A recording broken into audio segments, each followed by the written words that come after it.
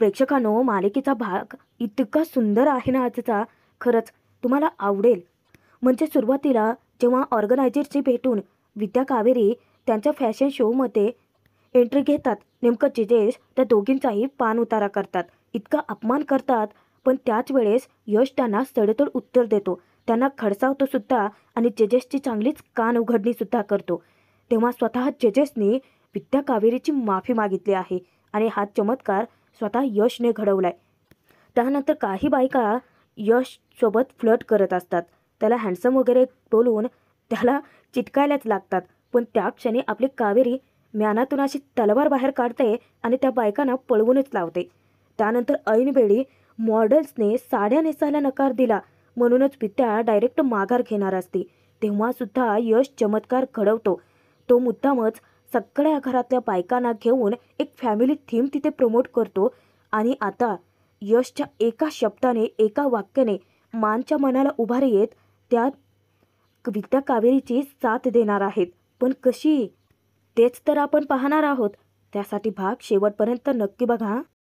धर्माधिकारी कुटुंब बाहेर पडणारच असतं, पण इतक्यातच नेमकं अमृता खोडा घालते. ती जेव्हा घरातल्यांना विचारते की मी सुद्धा येऊ का तुमच्यासोबत, तेव्हा मात्र सर्वजण खूप नाराज होतात. यश विचारतो की तुझं काय काम आहे तिचे. त्यावर अमृता त्यांना सांगते की मला माहिती आहे की माझी किती मोठी चूक झाली आहे, पण मला माझ्या चुकीचं प्रायश्चित्त घ्यायचं आहे. कावेरी आणि विद्या दोघेही नवीन काहीतरी सुरू करू पाहत आहेत, तर मला त्यांना पाठिंबा द्यायचा आहे. मला ना त्यांचा उत्साह वाढवायचा आहे. अमृताचं म्हणणं ऐकून घेताच यश तिला सांगतो, खरं तर तो ताकीदच देतो की फक्त उत्साहच वाढव, प्रॉब्लेम नको वाढवूस तिथे येऊन. आता यशने स्वतः परवानगी दिली आहे म्हटल्यानंतर अमृता तर खूपच खुश होते. यश मानना सांगतो की ही आपल्यासमोर राहील तिथे. पण यशचं म्हणणं मानना अजिबातच पटलेलं नसतं. तरी यमुना सांगते की यश कशाला. मा स्पष्टच सगळ्यांना ताकीद देतात की चिकूकडे अजिबात दुर्लक्ष होता कामा नये आणि मला तिथे तर अजिबात यायचं नाहीये, असं सांगून त्या तेथून निघूनच जातात. आता सर्वजण खूपच नाराज होतात, कारण त्यांचं म्हणणं होतं त्यांना मानने तिथे यावंसं वाटतं. विद्या कावेरीचा तर चेहराच उतरतो. तेव्हा यश त्यांना सांगतो की तुम्ही जा पुढे, मी माला समजावतो. यश जेव्हा मानच्या रूममध्ये येतो तेव्हा तो हसतच बोलतो. मानना तो रिक्वेस्ट करतो की मा तू पण चल ना आमच्यासोबत. खरं तर विद्या वहिनी आणि कावेरीला तुझ्या आशीर्वादाची गरज आहे. तू तिथे त्यांच्या सोबत असलीस तर मग त्यांना पाठिंबा पण मिळेल ना. पण मानचं स्पष्ट मत असतं की यश, मी त्यांना व्यवसाय करायला परवानगी दिली. हे बघ, मी त्यांना अडवलंय का कधी? नाही ना. अरे मग ज्या गोष्टी माझ्या तत्वातच बसत नाहीत त्या मी स्वीकारू शकत नाही. या बाबतीतले माझे विचार तुला तर चांगलेच ठाऊक आहेत आणि तिथे येऊन ते सगळं मला बघवणार नाही. यश खूप तळमळीने रिक्वेस्ट करतो, तरीसुद्धा मा त्याला स्पष्ट नकार देत सांगतात की नको यश, मी तेवढाच जाऊन बसते. खरं तर मला शांतता तिथेच मिळेल. पण यश पुढे काही बोलणार, मानचा हात हवेत उंचावतो आणि तेव्हाच यशची बोलती बंद होते. गुपचूप तो तेथून निघूनच जातो. काही वेळानंतर त्या फॅशन शोच्या ठिकाणी लोकेशनवरती विद्या कावेरी पोहोचतातच. पण तिथे सगळं जे डेकोरेशन वगैरे आहे ते पाहिल्यानंतर तर विद्याच्या मनात भीती दाटून येते. कावेरीला ती म्हणते की वहिनी, येताना तर मी उत्साहात होते, परंतु आता मला ना थोडीशी भीती वाटते. तुम्ही इथे सगळं बघताय ना, सगळं किती हायफाय आहे. त्यावर कावेरी म्हणते की वहिनी, भीती तर मलाही थोडी वाटते. विद्या तिला सांगते की पण तुम्ही एक गोष्ट नोटीस केली आहे का, इथे आपण दोघीच फक्त साड्यांमध्ये आहोत, बाकीचे सगळे छोटे कपडे घालूनच फिरतायत. त्यावर कावेरी सांगते की विद्याताई, आपला बिझनेसच साड्यांचा आहे की नाही. विद्या उत्साहाने आनंदाने सांगते की हो, मला तर खूप अभिमान आहे माझ्या साड्यांचा, कारण त्या साड्या तर तिने स्वतःच डिझाईन केल्या आहेत. तेव्हा दोघेही आतमध्ये प्रवेश करणार असतातच, पण काही 2-3 मुली येतात आणि त्यांना टोमणे मारतात. मुद्दामच त्यांना चिडवतात की ओ, तुम्ही इथे काय करताय, हळदी कुंकवाचा कार्यक्रम ना तर बाजूच्या हॉलमध्ये. त्यावर विद्या इतकी चिडते, ती म्हणते की वेडे आहेत का ह्या. कावेरी तिला शांत राहायला सांगते. दोघेही मिळून जेव्हा आतमध्ये प्रवेश करतात, विद्या थोडीशी धडपडते, कारण तिचा कार्पेटमध्ये पाय अडकलेला असतो. कावेरी वेळीच तिला सावरते, पण तिथे त्यांना पाहता क्षणी ऑर्गनायझर येतो आणि त्यांना खडसावतो की इथे फॅमिली अलाउड नाही आहे. त्यावर आता विद्या त्यांना बोलणारच असते, पण काय बोलायचं तेच तिला सुचत नाही. म्हणूनच ती कावेरीला पुढे ढकलते. तेव्हा कावेरी त्यांना समजावते की हे बघा, आम्ही या फॅशन शोमध्ये पार्टिसिपेट केलं आहे. यांचा साड्यांचा बिझनेस आहे आणि मी त्यांची बिझनेस पार्टनर आहे. प्लीज आमचा पेहराव बघून तुम्ही स्वतःचं एक वेगळं मत तयार करू नका. खरं तर आम्ही अभिमानाने साडी नेसतो आणि त्याच अभिमानाने बिझनेससुद्धा करतो. त्यानंतर कावेरी एक महत्त्वाची गोष्टही समजावते. प्रतिभा, ज्याला तुम्ही टॅलेंट म्हणता, ते टॅलेंट कोणातही असू शकतं आणि आमचं टॅलेंट तुम्ही फॅशन शो चालू झाल्यानंतर बघूच शकाल. पण इतक्यातच तिथे नेमके जजेस येतात. जजेस येता क्षणी डायरेक्ट कावेरी आणि विद्याचा अपमानच करायला सुरुवात करतात. ऑर्गनायझरला ते विचारतात की कोण आहे ते, यांना इथे सांगा की कुटुंब वगैरे इथे अलाउड नाही आहे. तेव्हा ऑर्गनायझर सांगतो की सर हे पार्टिसिपेंट आहेत. तेव्हा जजेस अचंबित होऊन विचारतात की काय, आणि इतक्यातच धर्माधिकारी कुटुंबसुद्धा हजर होतं. तेव्हाच त्यांच्या कानावर पडतो तो म्हणजे विद्या आणि कावेरीचा अपमान करणारा जजेसचा आवाज. जजेस डायरेक्ट सगळ्यांसमोर विद्या कावेरीचा पान उतारा करत विचारतो की यांचा आणि फॅशनचा सेन्स काय आहे. या असल्या घरगुती बायकांना तुम्ही इथे पार्टिसिपेंट कशाला करू दिलेत. यांनी फक्त घरी ना चूल आणि मूल सांभाळलेलंच बरं आहे. आता त्यांचा तो झालेला अपमान पाहून यशला तर खूपच राग येतो, पण अमृता आणि यमुना मात्र खूप खुश होतात. त्यांचं काय, शेवटी कुत्र्याचं शेपूट वाकडं ते वाकडंच. विद्याचा तर आता आत्मविश्वास कळूनच पडतो. पण कावेरी तिला हिंमत देते, तिला धीर देते. विद्याताई, अहो आपल्यासारख्या माणसाने या अशा माणसांकडे लक्ष द्यायचं नसतं. तुम्हाला माहिती आहे ना तुम्ही कोण आहात ते, मग कशाला लक्ष देताय. आणि कावेरी तिच्या जागी योग्य आहे. आता ते जजेस तेथून निघून जाणारच असतात, पण यश चांगलेच सडेतोड उत्तर देतो त्यांना. आधी तर येऊन तो त्यांना कॉम्प्लिमेंट देतो की खरंच तुम्ही इतके छान, स्मार्ट, हँडसम दिसताय ना, आणि तुमचं जॅकेटसुद्धा खूप भारी आहे. आता ते डायरेक्ट हरभऱ्याच्या झाडावरच चढतात, पण त्यांना शेवटी यश तोंडावरच पाडतो.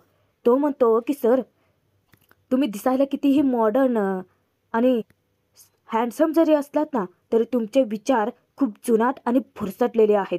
आता मात्र जजेसला राग येतो आणि ते लगेचच यशला खडसावतात की माइंड युअर लँग्वेज. यश तर बोलण्यापूर्वी त्यांची माफी मागतो की खरंच सॉरी टू से, पण इथे तुम्हाला इव्हेंट जज करायला बोलवलं आहे, लोकांना जज करायला बोलवलेलं नाही आहे. आणि तुम्ही काय म्हणालात यांना की यांनी चूल आणि मूल सांभाळावं, घर सांभाळावं. का, कारण ते हाऊसवाईफ आहेत म्हणून. घर आणि मुलं सांभाळण्याव्यतिरिक्त त्यांना काय येत असणार असं वाटतंय का तुम्हाला. यश हसतच त्यांना त्यांच्या तोंडावरच टोमणा मारतो की मग असं असेल ना, तर शंका यांच्या टॅलेंटवरती नाही आहे, तुमच्या बुद्धीवरती आहे. आता जजेसला राग येतो. यशवरती ते खेकसतात की हे बघा, मला अक्कल शिकवू नका.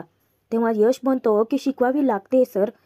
आणि तो त्यांना जाब विचारतो की मला सांगा की ऑफिसला जाण्यापूर्वी तुम्ही स्वयंपाक बनवून जाऊ शकता, की महत्त्वाची मीटिंग असेल तर तुम्ही तुमच्या मुलांना तयार करून शाळेत पाठवू शकता का. नाही ना, मग जी गोष्ट तुम्हाला जमत नाही त्या या बायका करतात. फक्त याच बायका नाही तर प्रत्येक स्त्री करू शकते सर, कारण स्त्रीमध्ये तेवढी ताकदच असते. आता त्या जजेसची यशने अशी काही बोलती बंद केलेली असते ना, सगळ्यांसमोरच यशने त्या जजेसला सडेतोड उत्तरही दिलेलं असतं आणि असा काही जोरदार चपराक लगावलेला असतो. तो बायकांबद्दल भरभरून बोलतो. खरं तर उलट हाऊसवाईफचं कौतुकच करतो. खरं तर एक हाऊसवाईफ ही मॅनेजर असते सर, कारण तिला डेडलाईन्स कळतात. स्त्री ही मॅनेजमेंट एक्सपर्टसुद्धा असते, कारण दिलेल्या पैशांमध्ये तिला घर सांभाळायचं असतं. ती एक टीचरसुद्धा असते. बाकीची इतर सगळी कामं सांभाळून ती मुलांचा अभ्याससुद्धा घेते. स्त्री सायकोलॉजिस्टसुद्धा असते सर, कारण ती मुलांचं काउन्सिलिंगसुद्धा करते आणि नवऱ्याचा मूडसुद्धा सांभाळते. सासू सासऱ्यांचा सुद्धा मूड सांभाळते. प्रत्येक गोष्ट मनापासून समजून घेते. आता मला सांगा सर की हाऊसवाईफमध्ये काय नाही आहे. तिच्याकडे फक्त ना एकच गोष्ट नाही आहे सर, की ती लोकांना जज करत सुटत नाही. ती खरं तर स्वतःला सतत कमी समजत असते सर. आपण पैसे कमवत नाही आहोत, हे घर पैशांमुळे चालतं, तीच गोष्ट आपल्याला जमत नाही, म्हणूनच सतत गिल्टी फील करत असते. मग अशा वेळी त्या हाऊसवाईफचा आत्मविश्वास वाढवायचं की तिला असे टोमणे मारून नाउमेद करायचं. आता जजकडे यशच्या कोणत्याही प्रश्नाचं उत्तर नसतं आणि असेलच कसं. यशने त्याची बोलतीच बंद केलेली असते, शब्दच फुटत नाही.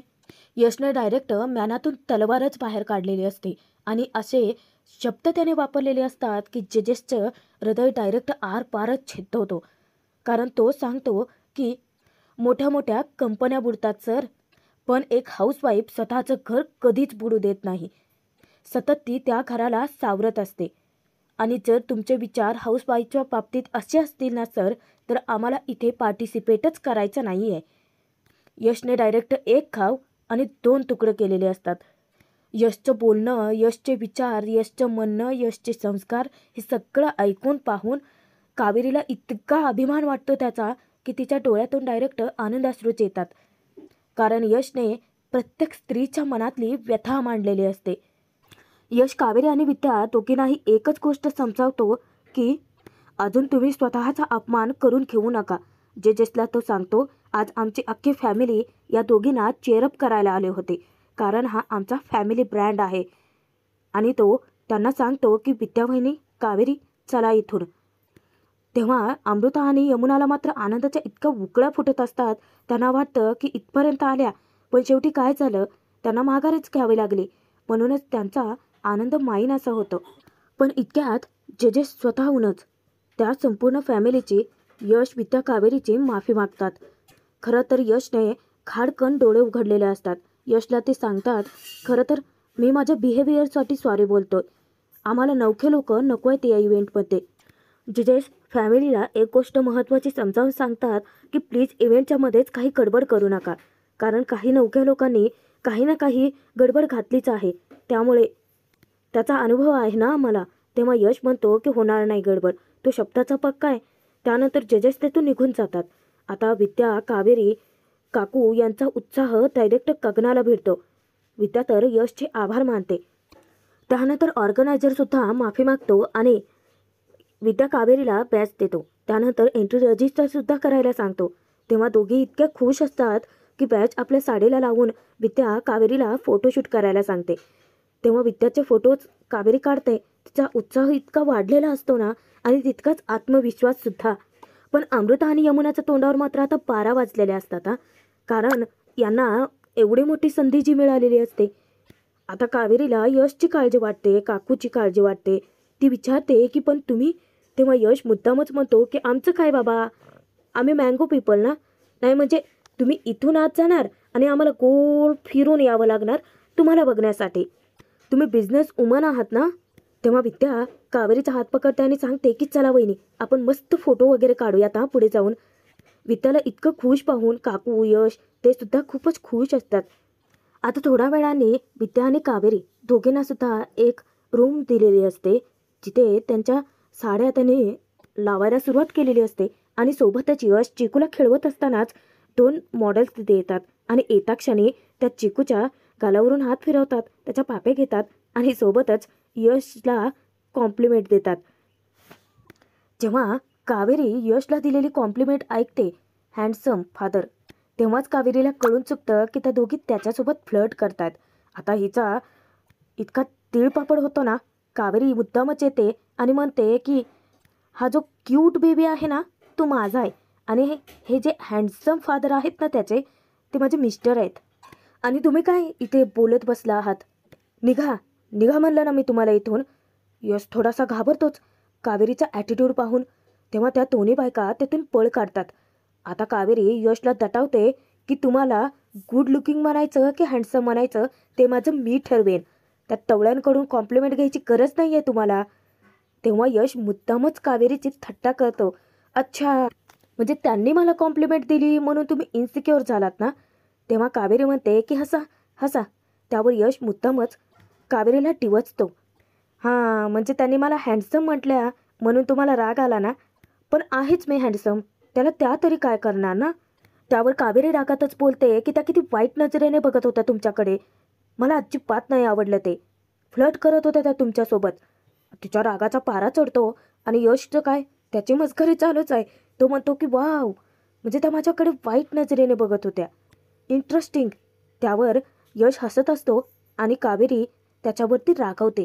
यशला इतकं हसू येतं, तो तो म्हणतो की हां हसा हसा, पण जर कोणी पुन्हा असं केलं ना तर कान बंद ठेवायच्या, नाहीतर सरळ निघून जायचं. कावेरी डायरेक्टर त्याला धमकावतेच.